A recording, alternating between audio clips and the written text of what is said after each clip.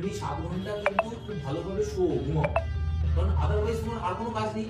তুমি খাবে দাবে পড়বে, খাবে দাবে পড়বে, that should be your target, this are your dos.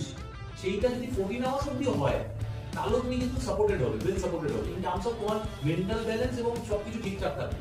Otherwise তুমি মনে করো 2 ঘন্টা 3 ঘন্টা 4 ঘন্টা ঘুমোলে আর তুমি সারাদিন বই নিয়ে পড়ছো, পরীক্ষার আগে তোমার হাত পা কাঁপবে, তুমি ঠিক মতো দাঁড়াতে পারবে না, উইক হয়ে পড়বে। তার কারণ হচ্ছে বায়োলজিক্যাল ক্লক আমাদের প্রত্যেকের মধ্যে আছে, 7 to 8 আওয়ার্স ডে প্রত্যেকের সাউন্ড স্লিপ দরকার, ঠিক আছে? সেটা এক নম্বর মাথায় রাখো। যদি না করে থাকো কারেকশনস করবে।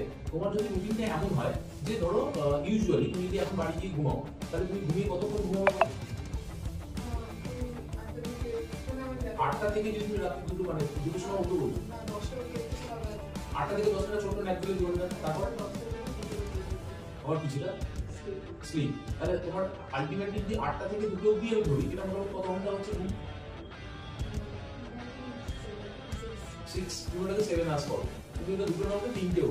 এবার আমি কথা বলছি, 3টের সময় তুমি যখন উঠবে, ধরো একটা কফি করলে বা একটু ফ্রেশ হয়ে নিলে, সঙ্গে সঙ্গে তুমি পড়তে পারবে না। তোমার অ্যাটলিস্ট মানে you need some preparatory time. তোমার মোটামুটি 8 ঘন্টা 1 ঘন্টা বা 15-20 মিনিট একটা লাগে, ঠিক আছে? আমরা ডিসিশন নিব তৈরি হয় তো, সেটা তৈরি হওয়ার পর তুমি অ্যাকচুয়ালি পড়ার ফ্লোতে আসবে। ধরো একটা কফি খেয়ে নিলে, হাত মুখ ধুয়ে নিলে, একটু ফ্রেশ হয়ে যাবে, ঠান্ডার টাইম। এখন রাত্রি 3টে থেকে তুমি উঠে পড়তে শুরু করো, তুমি একটু পড়বে, একটু লিখবে, ভালো করে বোঝার চেষ্টা করো। এই এক্সামিনেশন গুলো is nothing but method of elimination.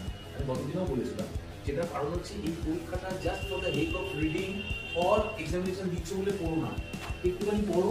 মনে করো একটা চ্যাপ্টার তুমি পড়লে, আমি ফিজিক্সের একটা চ্যাপ্টার কথা বলছি, ধরো ভেক্টর পড়লে, থার্মোডাইনামিক্স পড়লে, হিট পড়লে, লস অফ মোশন পড়লে, পড়ে তুমি দেখলে এই চ্যাপ্টারস গুলোর উপর আমরা নিউমেরিক্যালস গুলো পারি কিনা দেখতে, 1 ঘন্টা মধ্যে সেই নিউমেরিক্যালস গুলো অ্যাপ্রোচ করবে, পড়ে তুমি নিজেই খাতাগুলো কারেক্ট করবে, তুমি নিজেই করছো ব্যাপারগুলো, কারণ এখন তুমি এই প্রিপারেশন হিসেবে অলরেডি টেকশন রুট দিলে, তাই না? Write me if I am রং।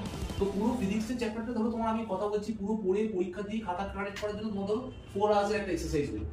এরপরে তুমি ইউ টেক সাম রেস্ট, 1 ঘন্টা ছোট্ট একটা ন্যাপ নিয়ে নাও বা কিছু করো, in between you take some rest. একটা স্ট্রেস তুমি যদি পড়ো, ফিজিক্স বা সঙ্গে সঙ্গে তুমি কেমিস্ট্রি পড়ছো বা বায়োলজি পড়ছো, তুমি ফাউল হয়ে যাবে।